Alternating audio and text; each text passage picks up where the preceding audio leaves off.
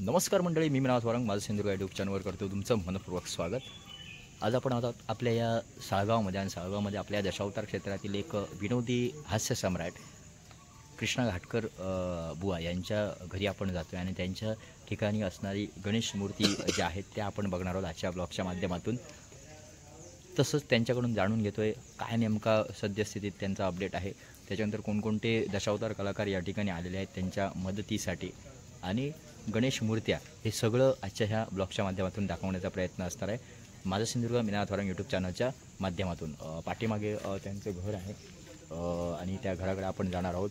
हा त्यांच्या घराच्या आजूबाजूचा जो परिसर आहे तो आपण बघतोय आणि आतमध्ये आता घराकडे आपण प्रस्थान करत आहोत. चला तर.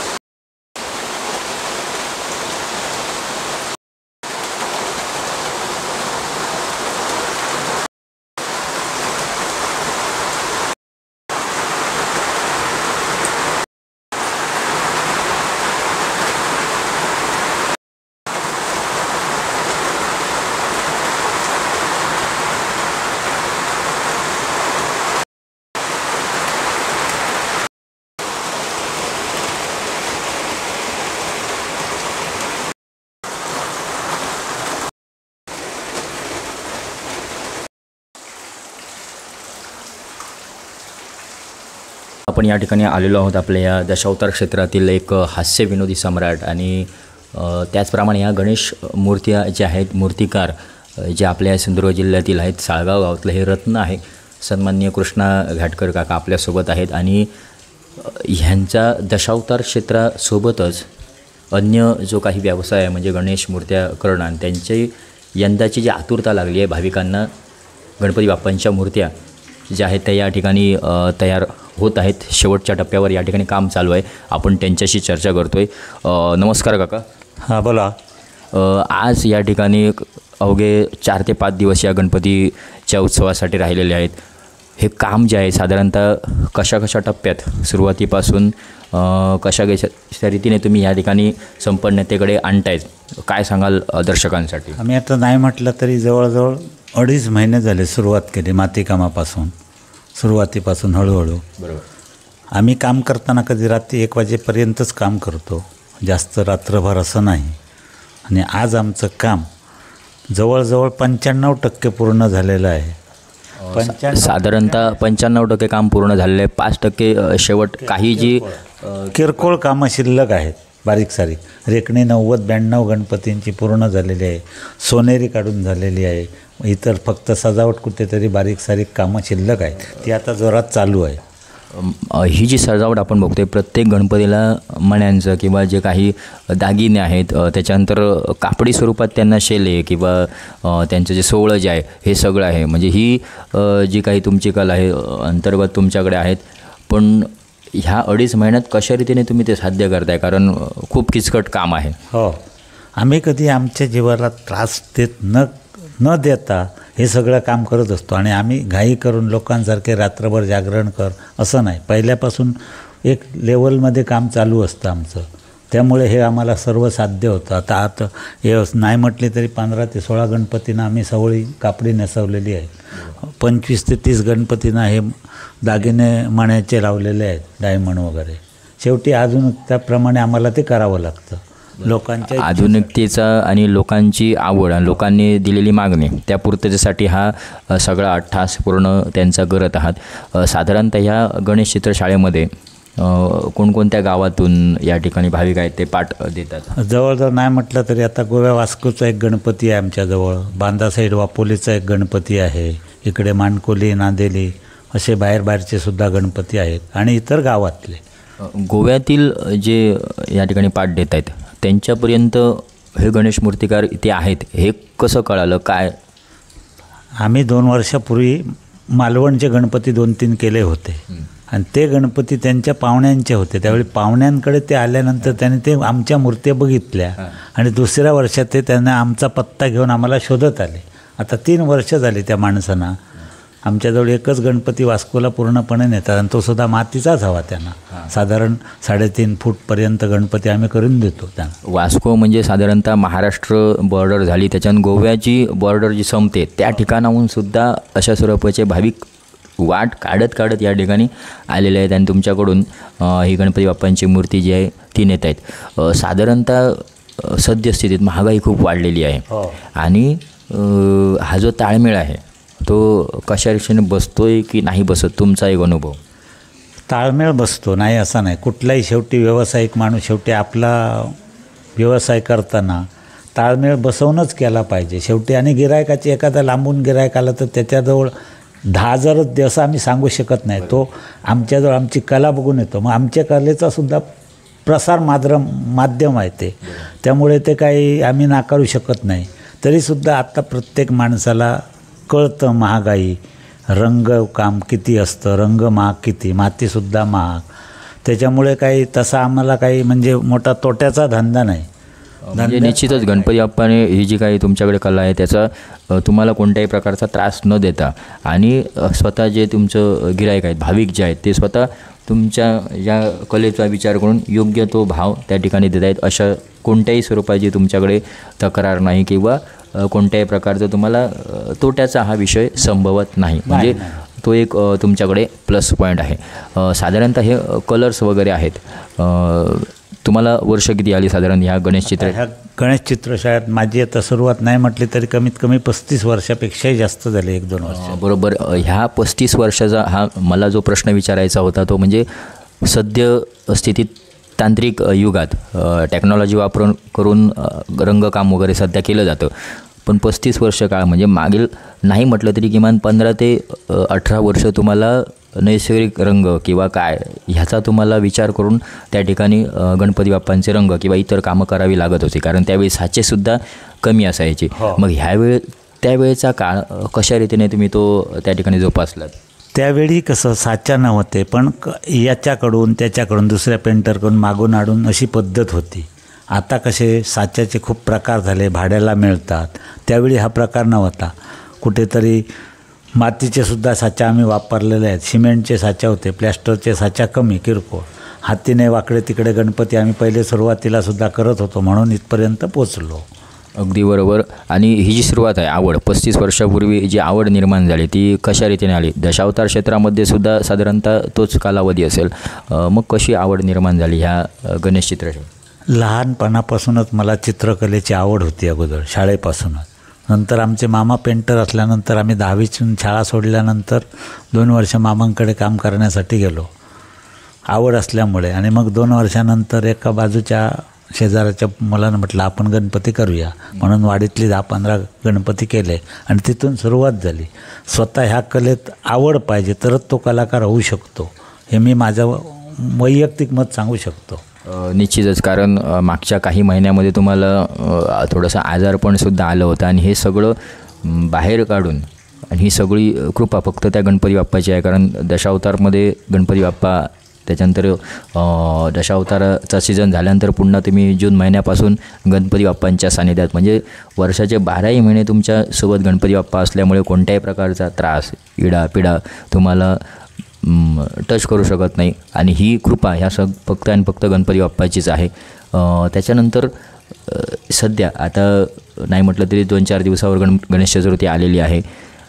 कोणकोणत्या दिवसा म्हणजे आधी किती दिवस यायला या ठिकाणी भाविक सुरू होतात गणपती बाप्पा न्यायला? गणपती नेण्यासाठी आमच्याकडे आता यावर्षीची चतुर्थी आहे ती 27 तारीखला. 25 तारीखला म्हणजे सोमवारपासून सकाळपासून गणपती नेण्यासाठी लोक तयार असतात. त्यामुळे 24 तारीखला आम्हाला सर्व काम पूर्ण केलेलं पाहिजे.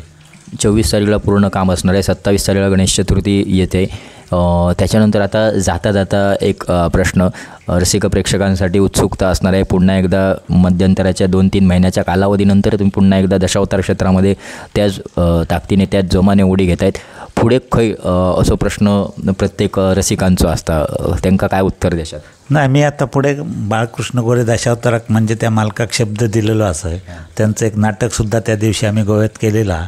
त्यामुळे तब्येत सांभाळून त्यांना सांगितलेलं असा मी तुमच्या कंपनीत बरोबर असतलो आहे, बारीक सारीक भूमिका करतलो आहे. पण रसिकांका आणि मनोरंजन मला पण आता घरात कंटाळा आलेला आहे. बरोबर 6 महिने जवळजवळ घरात बसून 4 महिने. आणि रसिकसुद्धा कंटाळलेलो असा, कारण मालवणी म्हटल्यानंतर थंय स्टेजवर इल्यानंतर जा काय तुम्ही थंय सगळ्यांका एकत्रित करून जो काय माहोल निर्माण करतात कॉमेडीचो, तो लोकांका हल्ली 2-3 महिने यूट्यूबच्या माध्यमातून आणि व्हिडिओ खंय तरी बघल्याने असतो, पण लाईव्ह खंय बघोसो पटकन गावलो नाही. कारण तुमचे जे भूमिका असत, शकुनी म्हणा, कॉमेडी विनोदवीर असतच तुम्ही, पण अन्य जे भूमिका असत ते सुद्धा तुम्ही एका लेवलला नेवचो त्यावेळी प्रयत्न केलेलो असतात. शकुनी म्हणा किंवा आणि जे भूमिका असत ते. मग रसिकांकासुद्धा ही आवड असा की तुम्ही ह्या क्षेत्रात येता. आणि बाळकृष्ण सावंत बरोबर मग गोरे बाळकृष्ण गोरे ह्या दशावतार नाट्य मंडळात हे आमका भोग गावतलेत बऱ्याच भूमिकेमध्ये. तुमका ह्या गणेश मूर्ती म्हणजे थोडंसं बाजूक गेले, कारण शेवटी दशावतार कलाकार असल्यानंतर लोकांका वाटतं असतं आता हे पुढे काय होत, ती उत्सुकता असलेली त्याच्यासाठी ही पूर्तता आम्ही केलेली असं. आणि पुन्हा आता ह्या गणेश चतुर्थीसाठी या माझा सिंधुदुर्ग मीनाथ वारंग यूट्यूब चॅनलकडून तुमका शुभेच्छा असत. रसिकांका शुभेच्छा कशा देतात, कारण पाऊस हा सगळा हा काळजी घेऊन कसा रसिकांनी गणेश चतुर्थी आनंदात साजरी करूची तुमच्या मालवणी भाषेत त्यांना सांगा. रसिकांका एकच सांगाक शकतोय मी, आता यंदा पाऊस दिसता खूप आतापासून, तेव्हा प्रत्येकानं आपलं गणपती आणि सण ह्यो कोकणात जसो केलो जाता तो आधुनिक न पद्धतीत करता पारंपरिक पद्धतीने साजरं करूचो ही एक माझी विनंती आहे. आम्ही जे गणपती करतो आहे पारंपरिकच असतात. आमच्या गणपतीत तुमका आता हे फक्त काय डायमंड वगैरेला ह्या सुंदरतेसाठी दिलेला, पण गणपतीत तुमका काय वावगं दिसत नाही हे नक्की सांगू शकतोय. फक्त तसोच सण साजरो तिने कोकणवासियांना आनंदान करूचो ही एक माझी इच्छा असा. ओके, धन्यवाद या ठिकाणी तुम्ही असं ह्या सगळ्यांका सांगितल्याबद्दल. आणि माझं सिंधुदुर्ग मीनाथ वारंग या यूट्यूब चॅनलकडून तुमका सुद्धा शुभेच्छा असत. आणि आता जाता जाता आज त्यांचा वाढदिवस हा, गेल्या वर्षी मी वाढदिवसाच्या टायमाक वैसे येयला आणि त्यांचा ह्यो व्लॉग असा तो शेअर केलेला आहे. आणि आज वाढदिवस हा, वाढदिवसाच्या निमित्तान सुद्धा आज हैसर मी येलो आहे आणि तुमका शुभेच्छा देतोय ह्या चॅनलकडसून, माझ्याकडसून, आमच्या सगळ्या परिवाराकडसून. तुमका असाच लक्ष लाभ होऊचा. गणपती बाप्पा मोरया. धन्यवाद. आज धन्यवाद. आज जी माझी मुलाखत घेतलेली आहे समीनानाथ वारंगने, त्यांच्या चॅनलला प्रत्येकान चॅनल बघूचो ही अपेक्षा माझी आहे. एवढीच विनंती प्रेक्षकांका. ओके, धन्यवाद. तसंच या ठिकाणी आल्यानंतर आपल्या या कृष्णा घाटकर दशावतार कलाकार यांच्या या चित्रशाळेमध्ये आल्यानंतर आपल्या दशावतार क्षेत्रातील एक नामवंत अशा स्वरूपाचा स्त्री अभिनय कलाकार आणि नामवंत कंपनीमध्ये कार्यरत आहेत गेली कित्येक वर्ष, सन्मान्य गौतम केरकर आपल्यासोबत आहेत. आणि या ठिकाणी गणेश मूर्ती जी आपण बघतोय, मग अशी आपण चर्चा केली कृष्णा काका यांच्याकडे. ही जी मूर्ती आहे ती गोव्यातील वास्को येथील आहे आणि ती या ठिकाणी जे सोनी वगैरे काम आहे ते काम यांचं चालू आहे. ते चालू असतानाच आपण त्यांच्याशी चर्चा करतोय. नमस्कार गौतमजी. नमस्कार. आज या ठिकाणी आपण बघतो ह्या दशावतार क्षेत्रासोबत तुम्ही गणेश मूर्तीचं रंगकाम किंवा इतर जी कामं आहेत ती करायला या ठिकाणी आहात. साधारणतः हा जो अनुभव आहे दशावतार क्षेत्र आणि गणेश चित्रशाळा, ह्या अनुभवात साधारण तुम्ही काय व्यक्त व्हाल, म्हणजे कसं वाटते अशा रीतीचं काम करत असताना? गणपतीचं काम करायला आनंदच होतो आहे, कारण कोणाला आनंद वाटणार नाही, तो प्रत्येकाला वाटतो. त्याप्रमाणे मला सुद्धा आनंद आहे आणि त्या निमित्तानं गणपतीची सेवा होते, हे तर माझं परमभाग्य आहे. तसंच ही जी आवड आहे, तुम्ही स्वतः एक दशावतार कलाकारच आहात, पण ही जी आवड आहे गणेश मूर्ती मध्ये काम करण्याची, ही साधारणतः केव्हापासून तुम्हाला आहे? कारण लहानपणापासूनच आवड निर्माण झाली. ह्या गणपतींची कोणकोणती कामं तुम्ही म्हणजे माती काम किंवा हे रंग फिनिशिंग करतो, तसंच सोनेरी गणपतीचे कपडे आहेत ते घालतो, एवढं काम करतो. ओके, म्हणजे ही जी सगळं कामं आहेत ती या ठिकाणी तुम्ही करतात. आणि तसंच आपण मागे बघतोय आपल्या पारसेकर दशावतार नाट्य मंडळाचे हितचिंतक न्हावेलकर काकासुद्धा आहेत. आणि तसे बरेच दशावतार कलाकार त्यांचे फॅन आहे, म्हणजे ते चाहते आहेत. त्याच्यामुळे असं म्हणत नाही की ती पारसेकर दशावतार सगळ्यांचे ते चाहते आहेत आणि ते माझ्यासोबत या ठिकाणी आलेले आहेत. तसंच एक केरकर माऊली तुम्हाला प्रश्न आहे की तुम्ही म्हणजे प्रत्येक दशावतार कलाकाराला प्रत्येक रसिकाचा असा प्रश्न होतो की पुढे खय आमका माहिती जा तुम्ही जाग्यार असात, ते पण रसिकांसाठी तुमच्या तोंडून ऐकायचा. 6 वर्ष झाली, आता 7वं वर्षसुद्धा पारसेकर कंपनीतच आहे मी. ओके, म्हणजे हे पारसेकर दशावतार नाट्य मंडळमध्येच आपल्याला हे बघायला मिळणार आहेत. गणेश चतुर्थीसाठी तुम्ही सर्व रसिकांना काय शुभेच्छा द्याल? रसिकांना गणपतीच्या शुभेच्छा. ओके, धन्यवाद. या ठिकाणी माझं सिंधुदुर्ग मी नाथवारंग यूट्यूब चॅनलच्या माध्यमातून आपल्यासोबत आमचे परममित्र गौतम केरकर माऊली आलेत आणि त्यांनी हे काम चालू असतानासुद्धा आमच्यासाठी वेळ दिला. खूप खूप धन्यवाद. रामकृष्ण हरी, गणपती बाप्पा मोरया. या ठिकाणी आपण बघतो या कृष्णा काका यांच्या या गणेश चित्रशाळेमध्ये गेली 3 ते 4 वर्ष या ठिकाणी त्यांचा पाठ होतो. नाव तुमचं काय? जितेंद्र लंगवे. जितेंद्र लगवे आपल्यासोबत आहेत. साधारणतः 3 ते 4 वर्ष आता काकांकडून मला कळालं की या ठिकाणी पाठ असतो. म्हणजे कसं काय या ठिकाणी तुम्ही येणं केलात? कारण कुठे समजलं किंवा काय या ठिकाणी गणपती मूर्त्या ते बनवत आहेत, कशा रीतीने आलात? आम्ही इथं त्यांचा मुलगा किरण तो माझ्यासोबत होता कामाला निमित्त, त्यामुळे त्यांनी सांगितलं, त्यावेळी मग आम्ही आले. 4 वर्ष झाली आता या ठिकाणी आहात तुम्ही. आणि आज कृष्णा काका यांचा वाढदिवस आहे, त्यांना शुभेच्छा. ओके, धन्यवाद. या ठिकाणी हे शुभेच्छा देत आहेत. धन्यवाद.